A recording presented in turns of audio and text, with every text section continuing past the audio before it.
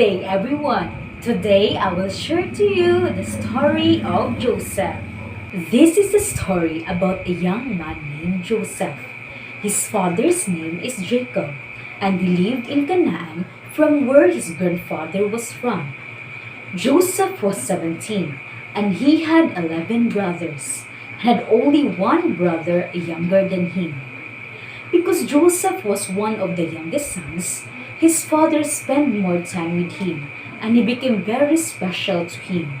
So Jacob had a special robe made for Joseph. It was very beautiful and had every color you could imagine in it. All of Joseph's older brothers saw this, and they got very jealous.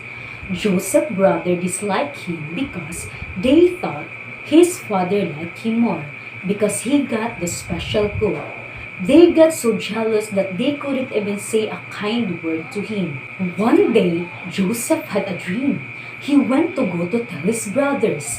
He said, "Guess what? Last night I have a strange dream.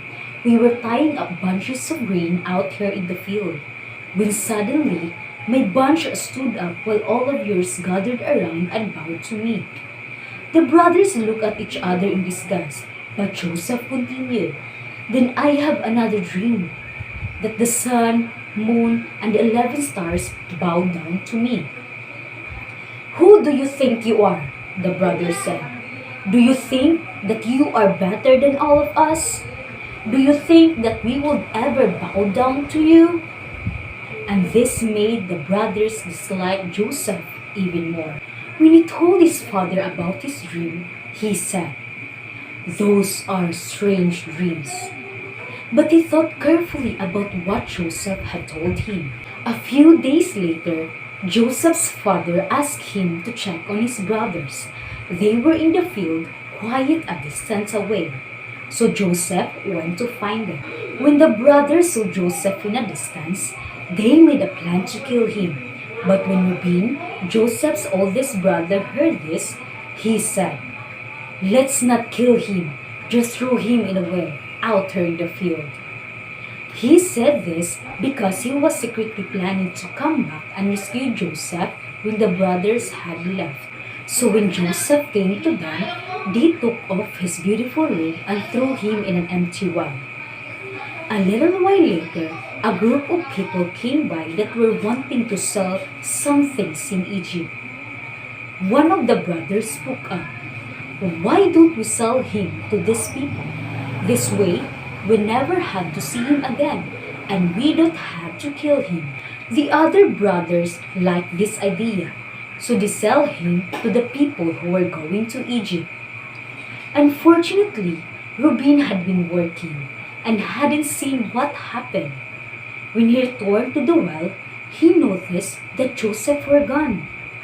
He had been sold to an important man named Potiphar, an assistant to the Pharaoh of Egypt.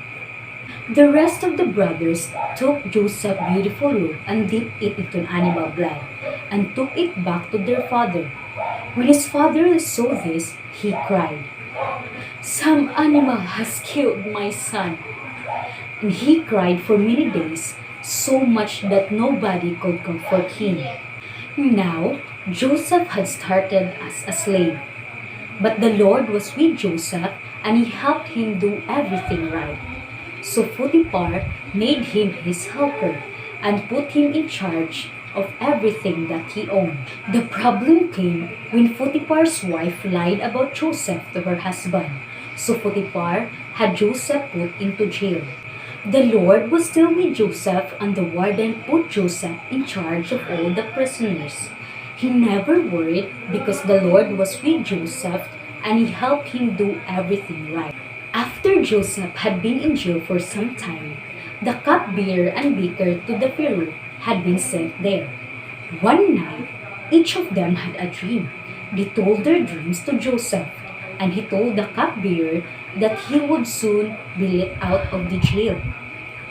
"Please, tell Pharaoh about me and ask him to get me out of here," Joseph said. When the cupbearer was read, he forgot about what Joseph did. So Joseph had stayed in jail for 2 more years. Until one day, the Pharaoh had a dream, and nobody could explain it to him. The cupbearer then remembered what Joseph had done for him, and Joseph was brought to Pharaoh. "Can you understand dreams?" Pharaoh asked. "I can, but God helps me," Joseph replied.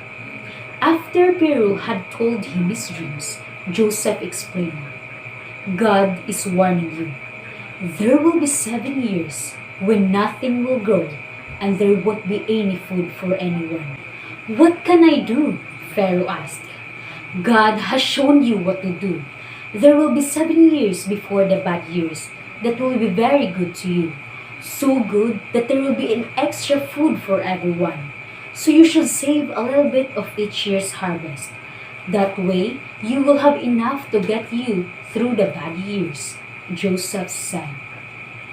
Pharaoh believed all that Joseph had told him, and he put him in charge of all the land of Egypt. People came from all countries to buy grain from Joseph because the whole world was in need of food. Some of those people were Joseph's brothers.